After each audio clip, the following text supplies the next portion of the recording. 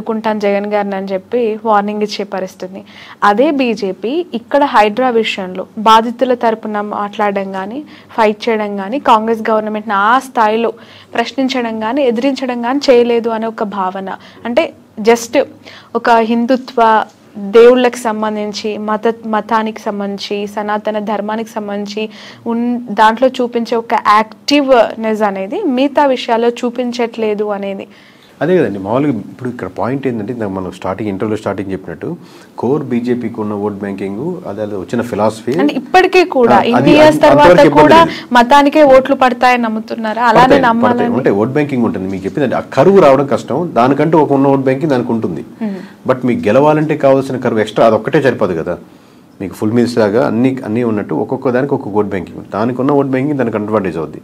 But extra vote banking రావాలంటే మీరు చెప్పినట్టు ఈ బీజేపీ అనేది not only this issue, other issues మతం రిలేటెడ్ కాకుండా మిగతా ఇష్యూస్ కూడా దాన్ని ప్రొటెక్ట్ చేస్తుంది, దాన్ని స్ట్రాంగ్గా డిఫెండ్ అవుతుంది, దానిగా నిలబడుతుందని ప్రజలు బలంగా నమ్మితే ఆ కరువు తీసుకోగలుగుతారు.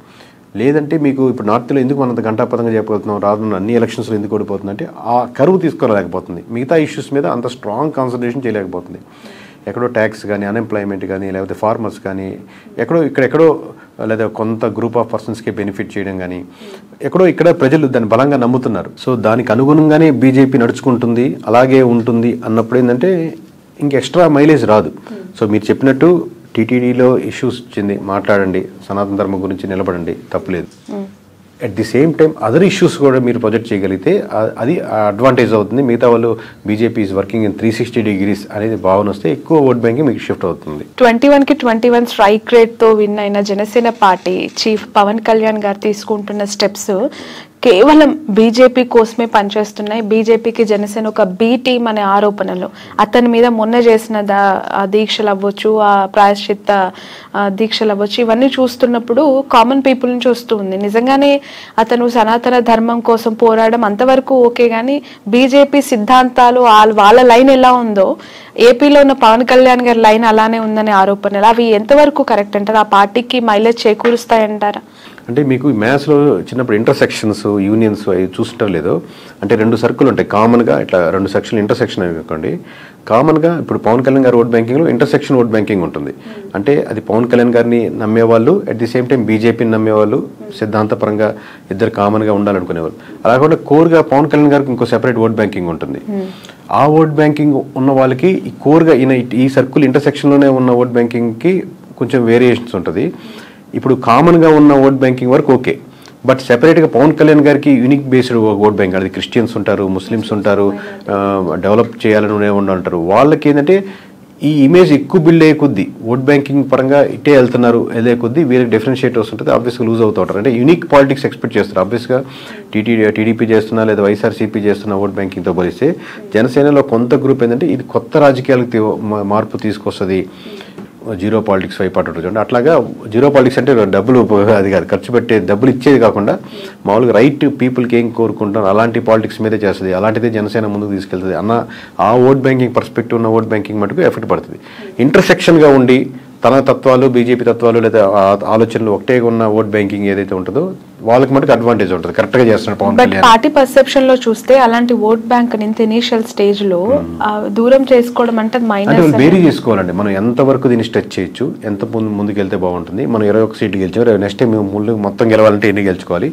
ఓవరాల్ గా కంట్రీలో బీజేపీ యొక్క పరిస్థితి ఇప్పుడు ఎక్కువ బీజేపీ లూజ్ అవుతుంది అనుకోండి, దాంతోపాటు దాని మీద నిలబడ్డ వాళ్ళు కూడా లూజ్ అయిపోతూ ఉంటారు.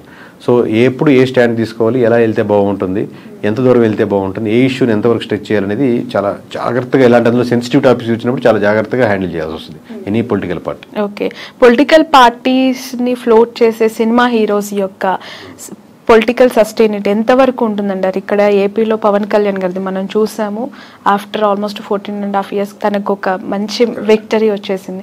అక్కడ ఇప్పుడు అగైన్ మళ్ళీ మనం తమిళనాడులో విజయ్ గారి పార్టీ చూస్తూ ఉన్నాము. సో ఎట్లా ఉంటుందంటారు వాళ్ళ గ్రోత్? అంటే ఒక్కటండి, ఇప్పుడు ఎనీ పొలిటికల్ పార్టీ వీళ్ళకి అడ్వాంటేజ్ ఉంటుంది. సినిమాలు చెప్పినట్టు చాలా రోజులుగా first day openings, first show openings వరకు ఉపయోగపడుతుంది. వన్స్ ఒకసారి గెలిచేసాక, ఇప్పుడు గెలిచే వరకు 14 సంవత్సరాలు అక్కడ విజయ్ గారు స్టార్ట్ చేస్తున్నారు, లేదా గెలవచ్చు, లేదా ఎంజీఆర్ కావచ్చు, ఎన్టీఆర్ గెలిచిన తర్వాత వాళ్ళు తీసుకునే నిర్ణయాలను బట్టి ఇంకా మళ్ళీ సినిమా స్టార్ ఓటేరు. ఇప్పుడు నేను రాజశేఖర రెడ్డి కొడుకుని అని చెప్పినప్పుడు ఫస్ట్ టైం ఉపయోగపడుతుంది, నెక్స్ట్ టైం రాజశేఖర రెడ్డి కొడుకుగా ఓటేరు. అంటే మీరేం చేశారు, అదే అలాగే హీరోగా నేను అభిమానిస్తున్నాను, హీరోగా ఓటేసాను, నెక్స్ట్ టైం ఇంకా అది ఉపయోగపడదు.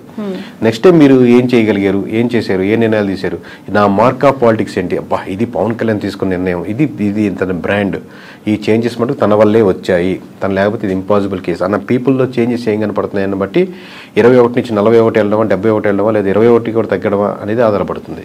ఈ 2029 చాలా దూరంగా ఒకసారి ఆలోచించి క్వశ్చన్ ముందుగానే అడగాల్సి వస్తుంది. 2024 కంప్లీట్ అయిపోయింది. ప్రతిపక్షంలో జగన్మోహన్ రెడ్డి గారికి 40% ఓట్ బ్యాంక్ ఉందని ప్రతిసారి మాట్లాడుతూ ఉన్నారు. 29 సినారియో ఇదే కూటమి వర్సెస్ జగన్ గా ఉండబోతూ ఉన్నాయా ఎలక్షన్స్, లేదంటే Janasena will be back with BJP అయ్యే అవకాశం ఏమైనా కనిపిస్తుంది? చెప్పండి, చాలా లాంగ్ రన్ అండి. ఒకటి మటుకు ఫేవరింగ్ ఏంటంటే కాంగ్రెస్ చాలా బలపడుతుంది ఏపీలో కాదు, మొత్తం ఆల్ ఓవర్ ఇండియాలో. దాని ఇంపాక్ట్ అన్ని స్టేట్స్ లోనూ ఉంటుంది ఆబ్వియస్లీ. ఇప్పుడు బీజేపీకి 1% 2% ఉంది కదా, బీజేపీకి ఎవరు ఓట్లు వేస్తారు అనుకున్న స్టేజ్ కాడి నుంచి ఇప్పుడు ఎంపీలు కానీ ఎమ్మెల్యేలు కానీ గెలుచుకుని అసోసియేట్ ఉంటే బాగుంటుంది కదా అని ఉంటుంది. ఎందుకంటే ప్రతి స్టేటు సెంట్రల్లో గెలిచే పార్టీతో అసోసియేట్ అవ్వాలని కోరుకుంటా ఉంటారు. Both are came from the ఒకే ఒక బ్రీడ్ నుంచి వచ్చిన వాళ్ళు, కాంగ్రెస్ కానీ వైఎస్ఆర్సీపీ కానీ. సో ఎంత కాంగ్రెస్ డెవలప్ అవుతా ఉంటే వైఎస్ఆర్సీపీకి తెలియకుండా డైరెక్ట్లీ ఆర్ ఇండైరెక్ట్లీ అంత ఫెచ్ అవుతూ ఉంటుంది. బీజేపీ యొక్క ఓట్ బ్యాంకింగ్, వైఎస్ఆర్సీపీకి ఉన్న ఓట్ బ్యాంకింగ్ కంప్లీట్లీ వేరే different set of vote banking. ఏముందో వైఎస్ఆర్సీపీ బీజేపీతో అసోసియేట్ అయినా లేదా ఉన్నప్పటికీ కూడా డైరెక్ట్లీ ఆర్ ఇండైరెక్ట్లీ ఇంతకుముందు వరకు, బట్ డైరెక్ట్గా వచ్చి నేను బీజేపీతో అసోసియేట్ అవుతున్నాను, బీజేపీ చేసేది రైటే, బీజేపీతో పార్టీతో మనం కలిసి ఉంటాం అని ఓపెన్ స్టేట్మెంట్ కానీ ఓపెన్గా వెళ్ళారు. ఎందుకంటే రెండు విభిన్నమైనటువంటి vote banking. But it comes to Congress, తనకు ఒక ఫేవర్ ఉంటుంది. ఎందుకంటే ప్యారలల్ ఓట్ బ్యాంకింగ్, రెండు భావజాలం కానీ ఓట్ బ్యాంకింగ్ కానీ. సో అది ఎంత అడ్వాంటేజ్ అయితే అంత వైఎస్ఆర్సీపీకి ఫెచ్ అవుతుంది. So at the same time other side కూడా మన డెవలప్మెంట్ బాగుంటే వీళ్ళకి ఫెచ్ అవుతుంది. లేదు ఓన్లీ బీజేపీ తోనే అవుతుందంటే నష్టపోయేదానికి ఆస్కారం ఉంటుంది.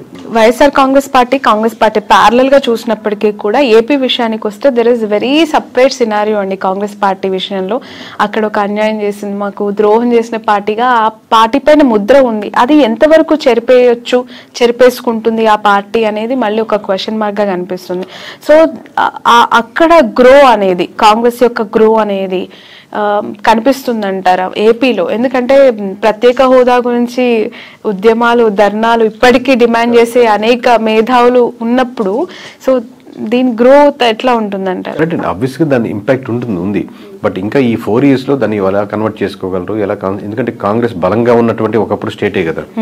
సో ఎంత కన్వర్ట్ చేసుకుంటారు అనేది ఇప్పటి నుంచి తీసుకునే డిసిషన్ బట్టి ఆధారపడుతుంది అంటున్నాను. ఇప్పటికైతే మామూలుగా కాంగ్రెస్కి ఓట్ బ్యాంకింగ్ ఇక్కడ ఏపీ వరకు పెరిగిపోయింది, అద్భుతంగా ఉందని ఏం లేదు. బట్ నేను ఏంటంటే నేషనల్ వైడ్ నుంచి ఇంపాక్ట్ వస్తున్నప్పుడు దాని ఇంపాక్ట్ ఎంతో కొంత ఆంధ్రప్రదేశ్ మీద కూడా పడేదానికి ఆస్కారం ఉంది. ఇప్పుడు మనం కూడా అబ్జర్వ్ చేస్తుంటారు కదా సెంట్రల్లో ఏ గవర్నమెంట్ రాబోతుంది అనేది. సో దాని ఇంపాక్ట్ దీని మీద పడుతుంది అంటున్నాను. ఇప్పుడు కూటమి ప్రభుత్వానికి సంబంధించి 3 పార్టీల కూటమి ఇది.